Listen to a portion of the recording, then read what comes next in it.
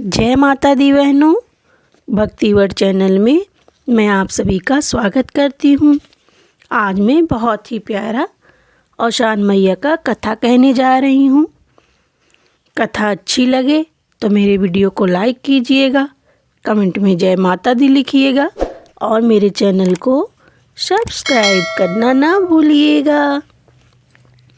एक नगर में एक औरत रहती थी बहनों।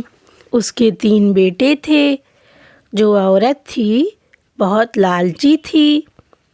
जब वो अपने बेटों को पढ़ा लिखा रही थी तो उसका एक ही सपना था कि अपने बेटों की शादी खूब अमीर घर में करूँगी, जिससे खूब दान दहेज मिले। यही उसका सपना था बहनों। धीरे धीरे दिन बीते। बड़ा लड़का पढ़ लिख कर नौकरी करने लगा, अच्छी पोस्ट मिली और शादी के लिए रिश्ते भी आने लगे। लेकिन वो तो बड़ा घर ढूंढ रही थी बहनों और सोच रही थी कि जब तक खूब अमीर घर की लड़की नहीं मिलेगी तब तक अपने बेटे की शादी नहीं करूँगी। ऐसा ही कुछ दिन बीते। अब अच्छा पढ़ा लिखा बेटा था तो नौकरी भी अच्छी मिली थी। इस वजह से देखने वाले भी बहुत आते थे। एक दिन क्या हुआ कि उस औरत के बेटे के लिए 1 करोड़पति लड़की का रिश्ता आया। जब लड़के की माँ सुनी कि लड़की करोड़पति है और उसका कोई भाई बहन नहीं है तो फौरन शादी के लिए हाँ कर दी बहनों। अब बहुत धूमधाम से अपने बड़े बेटे की शादी करती हैं। बहू आई, बहुत सारा धन दौलत लेकर आई। उनका घर भर गया धन दौलत से। अब तो औरत और खुश हुई और सोचने लगी कि ऐसे ही अपने सारे बेटों की शादी बड़े घर में करूँगी, खूब धन मिलेगा। लेकिन बहनों, जो बहू थी वो दहेज तो बहुत लाई थी पर अपनी सास की कोई इज्जत नहीं करती थी, ना ही कोई काम करती थी। उल्टा सास ही बहू की सेवा करती थी, क्योंकि वो इतने बड़े घर की थी कि उसको कुछ आता ही नहीं था। लेकिन इतने पर भी सास की आंखें नहीं खुली और वो अपने दूसरे बेटे की शादी भी अमीर घर में ही करना चाहती थी। ऐसे ही कुछ दिन बीता बहनों। उनके दूसरे बेटे को भी एक अच्छी नौकरी मिल गई और लड़के के साथ ही एक लड़की पढ़ती थी। वो बहुत बड़े सेठ की लड़की थी। उसका रिश्ता आया बहनों। जो सेठ की लड़की थी वो उस लड़के से प्यार करने लगी थी बहनों। तो सेठ की लड़की का रिश्ता उस औरत के घर आया, क्योंकि सेठ बहुत बड़ा था, बहुत बड़ी कंपनियां थी उनकी, कई सारी कंपनियां चलती थी, बहुत बड़ा आदमी था। और तो वो झट से मान गई। अब बड़े धूमधाम से अपने दूसरे बेटे की भी शादी कर दी। बहू भी आ गई। अब ये बहू तो बड़ी बहू से भी ज़्यादा अमीर थी और बहुत सारा धन दौलत, हीरा मोती, गाड़ी, इनका घर भर गया बहनों। अब कुछ भी कमी नहीं रह गई थी और बहुत खुश हुई और इसको जो है घमंड भी होने लगा कि देखो मेरे घर कितने बड़े बड़े घर की लड़की आई हैं। लेकिन ये भी बहनों सास का कोई मान सम्मान नहीं करती थी बहनों। उल्टा सास ही अपनी दोनों बहुओं की सेवा करती थी। लेकिन सास रानी दौलत के नशे में इतनी अंधी थी कि उन्हें अभी कुछ समझ में नहीं आ रहा था। ऐसे ही दिन बीत रहे थे बहनों। लेकिन जो छोटा बेटा था वो अपने बड़े भाइयों से कम पढ़ा लिखा था तो और वो कोई नौकरी भी नहीं करता था, सिर्फ खेती गृहस्थी संभालता था। अब उसके भी रिश्ते आने लगे। लेकिन माता जी तो अभी भी अमीर बहू की सपने देख रही थी। छोटे बेटे के लिए भी वो सोच रही थी कि बड़े घर की लड़की लाऊं। लेकिन एक दिन क्या हुआ, छोटे बेटे के लिए एक रिश्ता आया। लड़की अमीर घर की नहीं थी लेकिन बहुत संस्कारी थी, बड़ों का सम्मान करने वाली थी और पूजा पाठ में बहुत मन लगाती थी और औशान मैया की भक्त थी। उसकी माँ बोली नहीं, ऐसी बहू नहीं चाहिए। लेकिन जो बेटा था वो बोला कि मुझे ऐसा ही घर चाहिए, ऐसी ही पत्नी चाहिए, मैं शादी करूँगा तो इसी से करूँगा, नहीं तो नहीं करूँगा। अब बेटे की जिद के आगे अब वो भी मान गई और अपने बेटे की शादी कर दी। अब वो उतना अमीर नहीं थी तो दान दहेज भी नहीं मिला। अब बहू आई, अपने सास का, जेठ का, जेठानियों का बड़ा सम्मान करती, सेवा करती, बिना सास से पूछे एक भी काम नहीं करती थी। सास की खूब सेवा करती थी। फिर भी जो सास थी उसकी थोड़ा सा भी इज्जत नहीं करती थी बहनों। उसका बात बात पर मजाक बनाती थी, ताना कसती थी, अपमान करती थी। फिर भी वो कुछ नहीं बोलती थी, निस्वार्थ भाव से सेवा करती थी, सारा काम करती थी। जेठानियाँ भी उसे एक नौकर की तरह ही समझती थी। जो सास थी वो भी तीनों बहुओं में भेदभाव करती थी। जो बड़े घर की बहुएं थीं उनको सबसे बड़े महंगे दुकान से साड़ी, कपड़े, गहने लाकर देती थी और जो छोटी बहू थी उसको सस्ता सा साड़ी, पीतल का जेवर लाकर दे देती थी और बोलती थी कि ये क्या जाने खाना पहनना, ये तो गरीब घर की है। लेकिन छोटी बहू को बुरा नहीं लगता था। वो सोचती थी कि सही बात है, मैं कुछ भी दहेज नहीं लाई तो मैं इनसे कुछ मांगने का भी हक नहीं रखती। ऐसा सोचकर छोटी बहू जो भी मिलता उसी में खुश रहती थी। एक दिन किसी बहुत बड़े घर में पार्टी थी, न्योता आया। सास बोली अपने दोनों बहुओं से कि बहुत बड़े घर से न्योता आया है, पार्टी है, फंक्शन है, तुम लोग खूब अच्छी अच्छी साड़ी पहन के और महंगे महंगे जेवर पहन कर तैयार हो जाना, शाम को चलेंगे। और इसको छोटी बहू को बोली कि तुम मत तैयार होना, तुमको नहीं ले जाएंगे, तुम नहीं रहना, तुम जाओगी तुम्हारी बेइज्जती होगी क्योंकि तुम छोटे घर से हो और ये लोग बड़े घर से हैं, अमीर हैं, तो इनको ले जाऊंगी तो मेरी नाक और ऊंची हो जाएगी।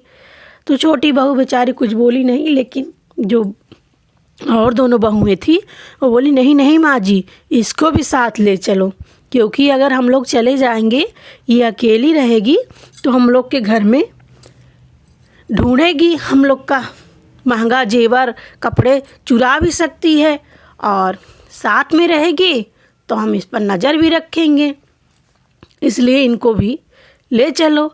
अब सास तो दोनों बहुओं की भाई बहुत सुनती थी, क्योंकि वो बहुत अमीर घर से थी, भले ही सेवा नहीं करती थी, भले ही अपनी सास से करवाती थी, लेकिन फिर भी जो सास थी उन्हीं दोनों का सुनती थी। तो बोली ठीक है। अब बोली कि ठीक है, तैयार हो जाना, तुम भी चलना। अब सब लोग अच्छे से तैयार हुई और ये भी अच्छे से तैयार हुई। अब वो लोग तो भाई खूब बढ़िया 10-10 हज़ार की साड़ी पहन के, बढ़िया जेवर पहन के सब तैयार हुई और ये बेचारी, इसके पास तो कुछ बहुत अच्छा तो था नहीं, तो अपना एक सिंपल सी साड़ी पहन ली और जेवर के नाम पे एक मंगलसूत्र और नाक में नथनी और पैरों में पायल, यही पहन के तैयार हो गई। और जब तैयार होके आई तो दोनों जो जेठानियाँ थी उसका मजाक बनाने लगी। बोली अरे तुम्हारी साड़ी तो बहुत अच्छी है, हाँ बहुत तुम पे बहुत खिल रही है।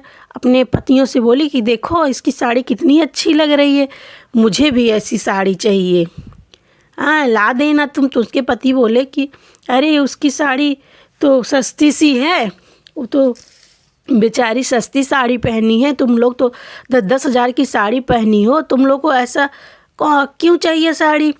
और ऐसे ही बोल बोल के हंस रही थी वो लोग जानबूझ के। और छोटी जेठानी जो थी वो भी यही बोलते अरे तुम्हारा ये बहुत अच्छा है, तुम्हें पे बहुत खिल रहा है। लेकिन वो छोटी बहू सब समझती थी लेकिन कुछ बोलती नहीं थी। वो जान रही थी सब लोग मेरा मजाक उड़ा रहे हैं, लेकिन कुछ बोलती नहीं थी। अब सास जो है अपनी बहुओं को लेकर पार्टी में पहुंची तो सास का भी वही रवैया था, अपने दोनों बहुओं को सबसे मिलाती, बोलती देखो हमारे घर में कितनी बड़े घर की जो है बहुएं आई हैं, बड़े घर से आई हैं बेटी जो है, ये बहुत बड़े घर की बेटियां हैं, क्या बताओ तुम लोग के घर में ऐसी जो है बड़े घर की आई हैं बहुआं।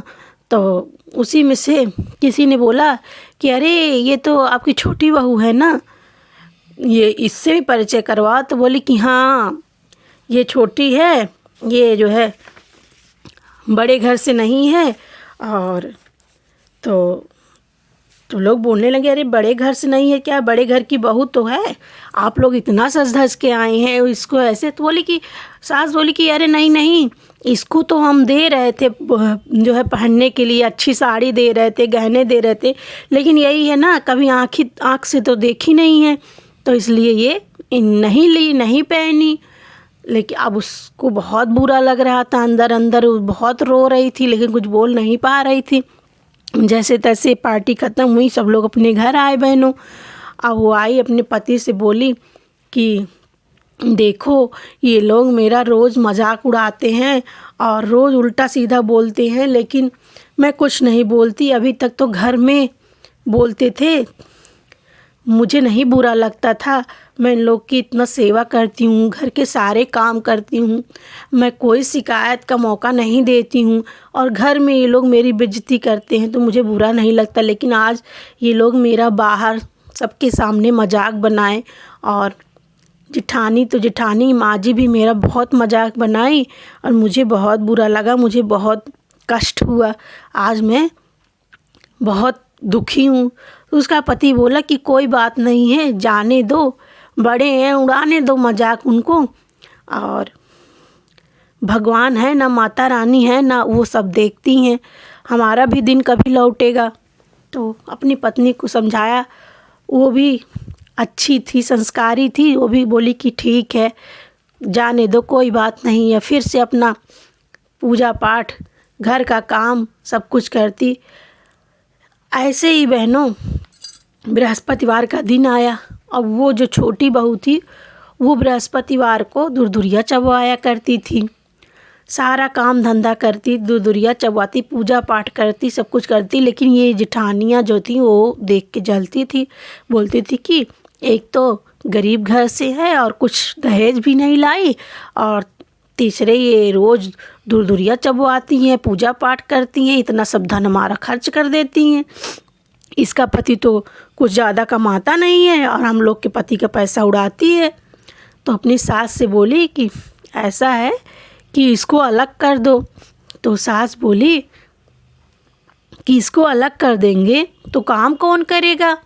तो बोली कि तुम करना, चाहे जैसे भी हो, पर इसको अलग कर दो, क्योंकि ये जो है इसका पति कुछ कमाता धमाता है नहीं, खेती गृहस्थी से थोड़ा बहुत कमाता है, और उससे ज़्यादा ये रोज़ पूजा पाठ करती है, रोज़ दुरदुरिया चबवाती है, सारा धन ख़त्म कर देती है।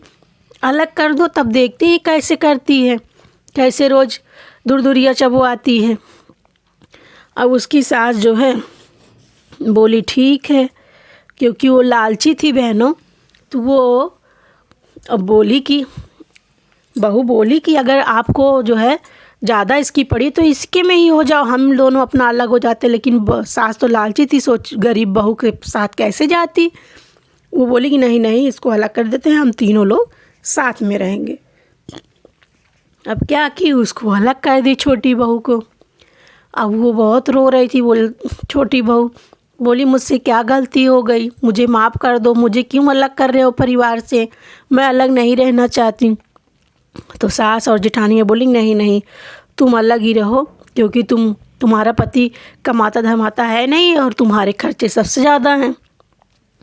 तो बोली कि मैं तो कुछ मांगती भी नहीं हूँ, फिर भी आप लोग ऐसा बोल रही हैं। बोली कि जो तुम इतना रोज़ रोज़ पूजा पाठ करती हो, दुरदुरिया चबवाती हो, ये सब कहाँ से आता है, हम ही लोग के पति तो कमाते हैं, तुम्हारा पति तो कुछ नहीं करता है।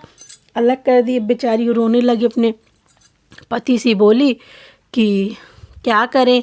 उसका पति बोला कोई बात नहीं है, सब माता रानी ठीक करेंगी, कोई नहीं है, जितना हमारे पास होगा उसी में तुम पूजा पाठ करना। इन लोग को लग रहा है कि तुम सारा धन खर्च कर देते, तो कोई बात नहीं है, हम लोग अलग ही रहें। दोनों को अलग कर दिए बहनों। अब दोनों पति पत्नी अपना अलग रहने लगे, फिर भी वो अपना पूजा पाठ करना नहीं छोड़ी बहनों। पूजा पाठ करती, जितना था उतने में ही करती, दुरदुरिया बृहस्पतिवार को चबवाती, और बड़े प्रेम से दोनों पति पत्नी रहने लगे। उसकी भक्ति से माता रानी धीरे धीरे उसके घर में दिन दूनी रात चौगुनी बरकत करने लगी और धीरे धीरे वो अमीर होने लगी। और जो ये दोनों जेठानियाँ थीं और सास थी, वो धीरे धीरे उनके दिन खराब होने लगे। उन पति की नौकरी में कुछ हो गया, उसका भी धंधा चौपट हो गया, उसकी भी नौकरी चली गई। धीरे धीरे इनके दिन बुरे आने शुरू हो गए, धन दौलत सब नष्ट होता गया, क्योंकि वो लोग काम धंधा तो करती नहीं थी बहनों, सिर्फ जो है बैठती थी, नौकर चाकर सब चाहिए था। अब इधर जो सास रानी थी उनका ही दिन बद से बदतर हो गया, क्योंकि छोटी बहू को अलग कर दी थी तो सारा काम जो है बहुएं उन्हीं से करवाती थी।